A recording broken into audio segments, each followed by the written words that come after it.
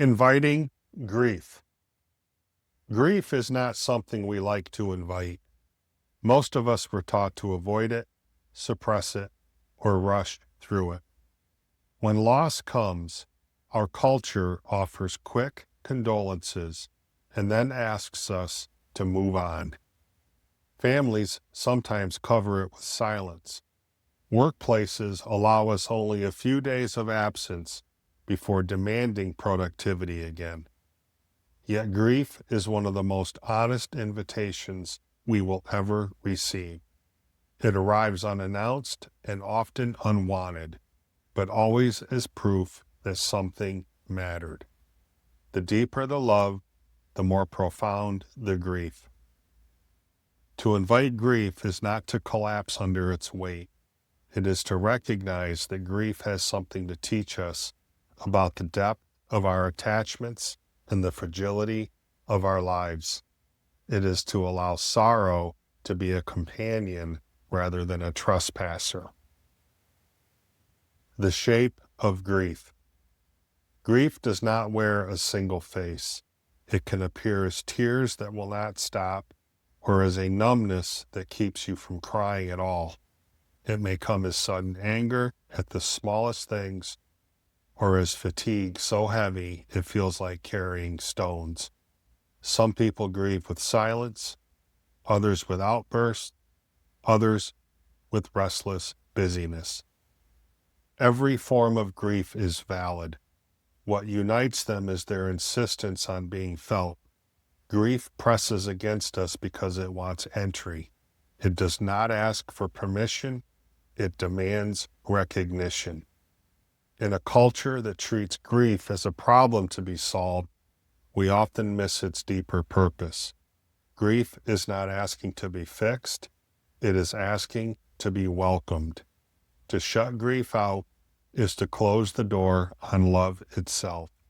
To invite grief is to honor what was lost and to admit that our hearts are large enough to hold sorrow alongside joy. Why this matters. Loss is inevitable. No life escapes it. What determines our future is not whether grief comes, but how we respond when it does.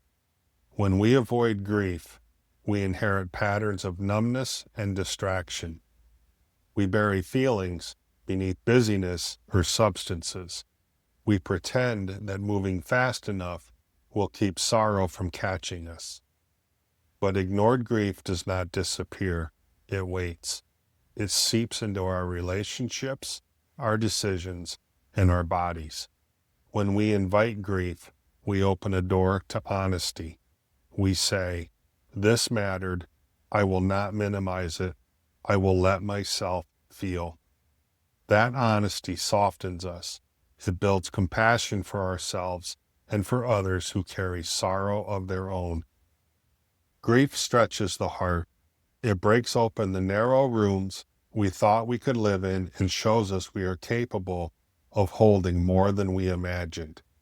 Without grief, compassion remains shallow. With grief, compassion deepens. Rebellion here means resisting the cultural command to just get over it. It means refusing to pretend that loss is trivial. To invite grief is to become more fully human. Practices. Name a loss. Write down one loss you have experienced. It does not need to be the largest or most painful. Choose one that feels safe enough to acknowledge right now. Give it form. Describe this loss in words or draw an image that represents it. Externalizing grief gives it shape, which allows you to meet it with compassion. Create a ritual of honor. Light a candle. Speak the name of what you lost. Pause in silence. By ritualizing grief, you make space for it to exist without overwhelming you. Reflection questions. How has grief shown up in your life? Through silence, anger, tears, or distraction? What stories about grief did you inherit from your family or culture?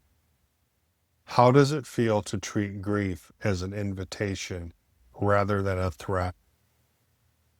What would honoring your grief look like in this season of your life? Science Corner.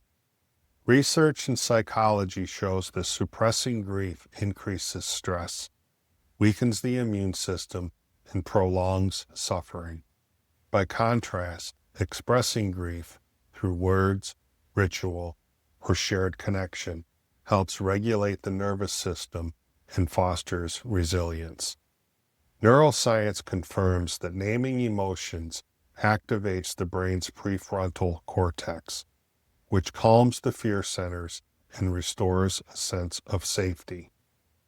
Inviting grief is not indulgence. It is how the brain and body integrate loss and move forward. Poets Corner. Rilke once wrote in the Book of Hours, "Let everything happen to you, beauty and terror. Just keep going. No feeling is final." Rilke reminds us that grief is not permanent exile. It is part of the unfolding. When we resist grief, we get stuck in its shadow. When we invite it, we discover that no feeling is final. Grief will move. It will transform. Pause with these lines. What do they awaken in you? Do they soften the weight of loss, or do they stir resistance? What might it mean for you to let everything happen without fear that it will last forever? A beautiful question. Inspired by Rilke's words, let this question guide you. What might open in my life if I allowed grief to have a place at the table instead of shutting the door on it? Carry this question gently. Let it be a doorway, not a demand.